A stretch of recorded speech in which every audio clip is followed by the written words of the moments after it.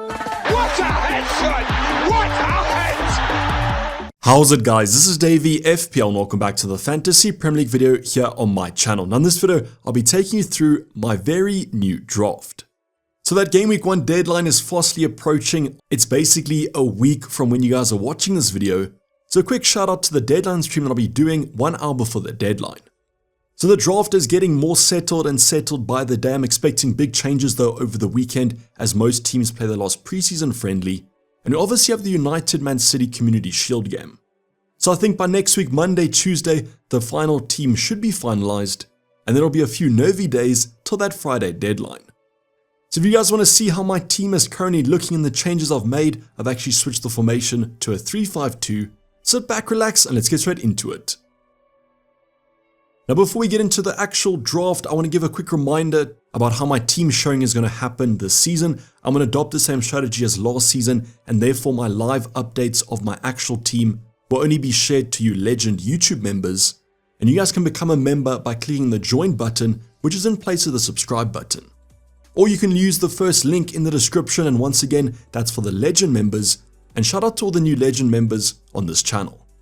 Now, if you guys have become a member of the channel, I would also recommend joining the Discord server. There's private kind of member only channels over on the Discord server. So once you've linked your YouTube account to your Discord account, it'll automatically join you to those channels.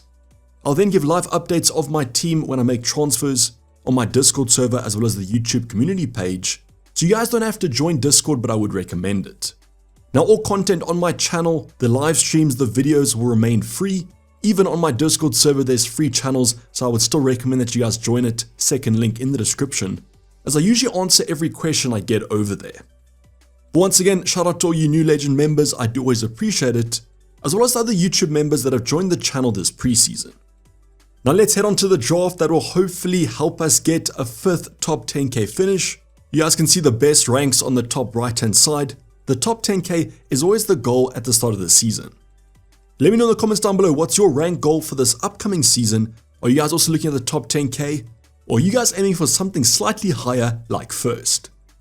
Now this draft had 0.0 money in the bank, and this seems like a common occurrence. Haven't seen many people's drafts with money in the bank, and I think that's just because players are so expensive this FPL season. Now I'll be going through this team as I have throughout the preseason. I'll be going over the most important players to the least important players, but we do love our budget enablers here on the channel. So the first player is the opposite of a budget enabler. He's the most expensive player in the game. It's Erling Haaland. And you guys will notice I got the Kamsi armband on him as well. I mentioned this over on Twitter, but this is something that I've had over the past few days. And it's a combination of multiple factors. The first factor, don't know if you guys have seen that Chelsea defense, looks simply terrible. And add to that, Erling Haaland and Man City are getting quite a few preseason minutes. There was some concern about his potential kind of playing time that was put to bed after he scored a hat-trick, I believe, in the previous preseason game. So all eyes on Man City in that Community Shield lineup. Just want to make sure that Erling Haaland is fit and firing to go.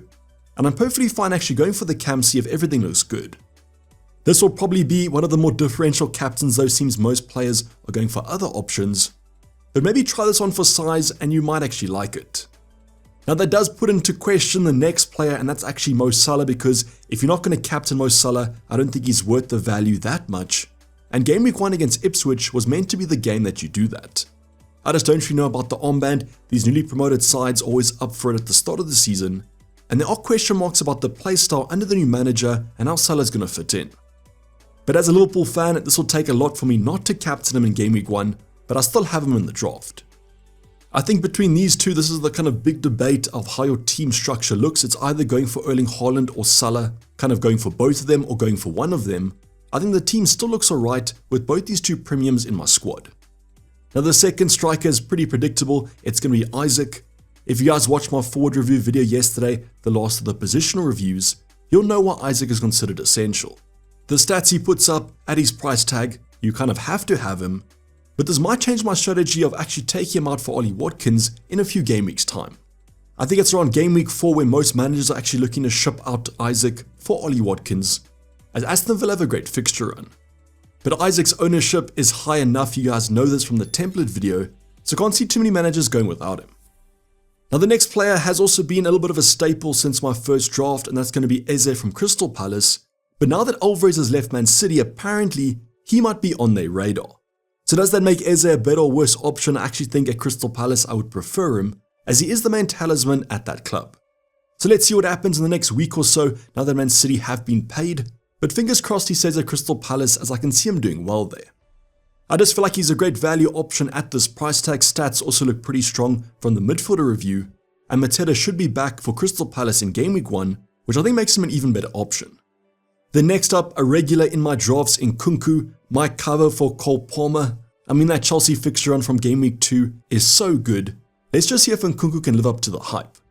So this is basically all of FPL Twitter. I've seen Cole Palmer in basically no one's drafts, but his ownership is still pretty high in terms of the overall teams. Now I'm going to skip to the defensive department because I decided to shake up this draft. I've included Trent Alexander-Arnold here at 7.0 million. Now the biggest concern of mine with Trent is, will he start Game Week 1? Because if he doesn't, I might switch him out for someone cheaper like a Gabriel. But if he does start and gets good minutes, I'm very hopeful of his attacking outlet in the opening few games. So he had a price drop after a pretty disastrous last season, but if Liverpool can improve defensively and keep more clean sheets, this price tag could look pretty strong. Now we'll be monitoring that last Liverpool preseason game because, as mentioned, it seems like Bradley might kind of deputize for Game Week 1. And the last thing you want is Trent getting 45 minutes and not getting the clean sheet. But I do like the look of him in my draft. As mentioned, Liverpool's opening fixtures do look pretty strong, and all the other premium defenders don't have the best fixtures. So you guys let me know about Trent. Is he in your current draft or are you going without him? 7.0 million is quite a lot for a defender. Now let's jump back to the midfield department, and my fourth midfielder is actually Leon Bailey from Aston Villa, and he comes in at 6.5 million. Now when we did the positional reviews for the midfielders, his stats really shined to me. His per 90 minutes stats look simply outstanding at this cheaper price tag. So because I don't have Ollie Watkins in this draft, I still want a slice of that Aston Villa attack, as they're some of the best attacking fixtures to start the season with. Game Week 2 might be a little bit tough against Arsenal, but I still feel like Aston Villa could score against them. Let's hope that it's Leon Bailey. So just a very consistent option at a cheaper price tag, and I believe that he should be nailed in that Aston Villa lineup, especially now that Diaby's left the club. So super happy that I managed to upgrade to a 6.5 in the midfield department, and I still managed to keep another premium defender. So my second defender is going to be none other than Guardiola. Between him and Gabriel, it's a little bit of a 50-50, but I prefer the Man City fixtures, and if Guardiola plays almost out of position in this new role under Pep, he could be absolute gold. So that's just my thinking about not going for kind of an Arsenal defender. Those opening kind of fixtures aren't too strong, but come Game Week 6, I need to get some defensive coverage.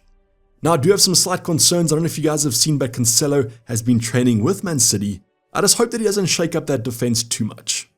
But between kind of Gabriel and Guardiola, it might be an expected minutes debate, but I think Guardiola just slightly edges it.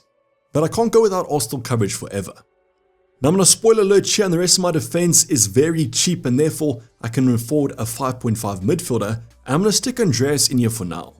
So to be honest, between Andreas and Smith Rowe, it's a very close debate at the current moment, and similar with kind of an Ollie Watkins, because I don't own a Muniz, I want some Fulham coverage. Now I do have some concerns about Andreas. I think there might be some slight rotation there with all these new signings they've made, where surely Smith Rowe plays with the amount of money they've paid for him. If you are a Fulham fan, maybe comment down below what your expectations are for Smith Rowe versus Andreas, as Andreas has been pretty consistent these past Premier League seasons.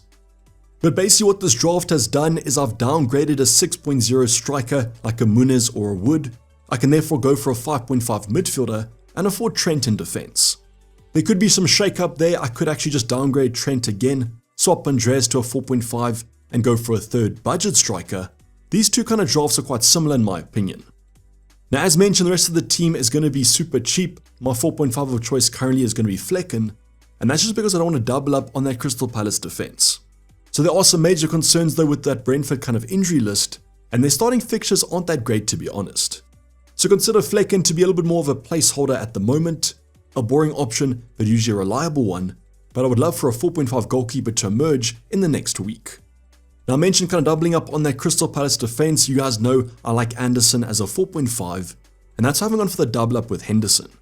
So Anderson, not much has to be said that hasn't been said. I just believe he's a very reliable option. Even if Gay does leave the club, I believe Crystal Palace will still be an okay defense, and I like him at this price point. You'll notice that he's on the bench though. That's because I'm starting my 4.0 Barco. He missed out on the last preseason game, purely by precaution. So apparently in training he felt a muscle and therefore they didn't want to kind of risk him. Brighton do feature though in an upcoming preseason game, so fingers crossed he's fine for that and plays the majority of minutes. Now yes, there might be that Estupiñán kind of worry, but just remember he is coming back from I think surgery, so there's no timeline when a player can recover from something like that. So at least for the opening few game weeks, I'm just hoping that Barco does remain quite a good option. He does take a few set pieces. Now the reason he's in the starting 11 is I think he has a better fixture, Everton versus Anderson as West Ham, both away games though, which is quite annoying. Now my last two bench fodder is going to be Harwood Bellis, a very consistent 4.0 for Southampton, and the last option is Jebison from Bournemouth at 4.5 million. Now do I think Jebison starts games? Probably not. I do have a slight hope though if Dom Solanke leaves to Spurs, but I'm pretty sure Bournemouth will sign a new striker. So the dream could be there for the opening few game weeks, maybe with Jebison, but that's the only thing I don't like about a 3-5-2 formation is the lack of coverage in that forward department. With a 4.5 midfielder, even if it's someone like a Winks, at least you know they're going to play most of the games, so at least you have 2 points on your bench most game weeks. But this formation does allow me some more flexibility. As mentioned, dropping the budget forward at 6 million, Chris Wood or Muniz to an Andreas or a Smith Rowe, and then shifting some funds around to a forward at Trent. What you guys might say is there's a 5.5 strike at the moment, João Pedro, that could be an option. I just worry about the playing time though, since he has no preseason minutes. But you guys can roast me or kind of love this draft in the comments down below, but more importantly, showcase your latest draft. I want to see what you guys are rocking with. Big reminder though about the preseason games. For most clubs, the final preseason games coming up this weekend, that should hopefully make our decisions a bit easier. Once again, shout out to the new Legend members. I will be updating the final slide, don't worry. We are just getting a few new members every day, but I will update it next week. But this is basically going to wrap the video, guys. Hope you guys did enjoy it. Please don't forget to like the video and subscribe if you haven't subscribed yet. Tons of videos coming up basically every day till that Friday deadline, so make sure those notifications are turned on. But for the time being, I'm signing off. It's been Dayvy FPL and I'm out. Cheers, bye.